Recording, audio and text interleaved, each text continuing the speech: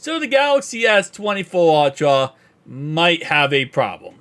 Well, it's actually a problem that some Galaxy S23 Ultras had, and it looks like Alvin here, his is also having. And then if you read the comments as we go down here, there are other people having the same exact issue.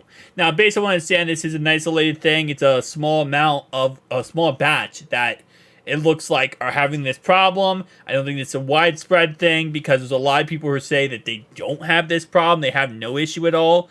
But for some people, this is going to be a problem. And of course, it's the gap right there, as you can see in the picture, from the actual screen to the titanium display. So you got titanium right here, and then you got that little gap right there. Now, this little gap, as Alvin talks about in his post, why he is scared about this little gap is because of the water being able to seep in there. So obviously, when it comes to these screens on these phones, they do go ahead and seal with an adhesive seal. It's a water seal across the whole entire phone. So from the frame to the glass. Well, if there is that little gap right here, and you can see as we go throughout our left-hand side here, it is glass, glass, bezel, bezel, and then bam, all just wide open titanium. There might not be a good seal there. Now, this has been an issue, again, that a lot of people have had, not widespread, but a good amount to make a video about it and talk about it in case you do own or you pre-ordered the Galaxy S24 Ultra. It does drop today. So with that being said, if we go down the video, he does show off the Galaxy S23 Ultra, who really had the same exact issue. So this is not a first time issue that is, being posted about. As right here, he even updates and said he found this article talking about the very issue that he's talking about for the Galaxy 23 Ultra. Now, again, like I said, I'm not thinking that this is going to be a problem that gets talked about as in, Samsung does any recalls or it really goes any farther than that, especially if it was a problem with the Galaxy S23 Ultra to a certain degree. This just is kind of thing that, hopefully doesn't affect anything. Now, as you can see right here, Albert also posted an image, and of course it does have that little gap in the top right-hand corner. Now, is there any, one having a phone break because of the water protection not working, or IPX8 water protection, I believe this phone has 6.8.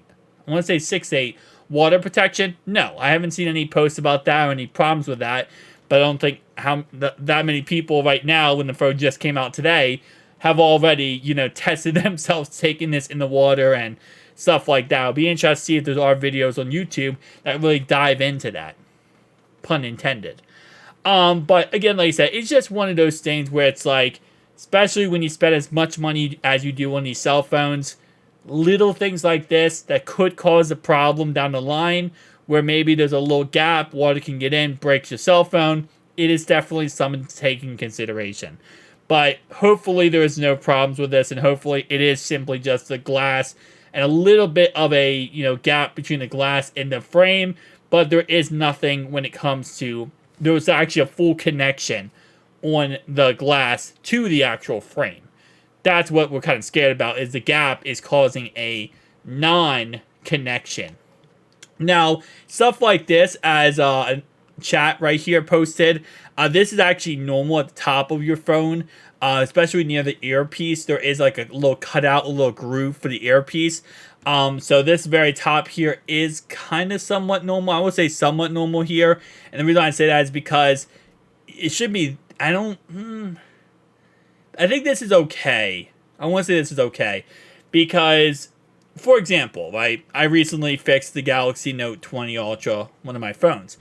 When I fixed that, in order to take off the back cover or the glass, you have to get underneath of it. But you have to slowly, wedge in a piece of like a, what do you call those things? A little chip to try to kind of get underneath and break the adhesive out. This already has that kind of separation right there. So again, like I said, we'll have to wait and see what ends up happening. I don't think this is going to be a long-term problem or a big problem in the end. But as we go down the list here, people are posting more and more about it and saying how much of a problem it actually is. And we'll see if Samsung does go ahead and recall it, or they just kind of keep it where it is. But tell me down below your thoughts and opinions. Just want to make a video bringing awareness to this. But I'll see you guys in the next one. Peace.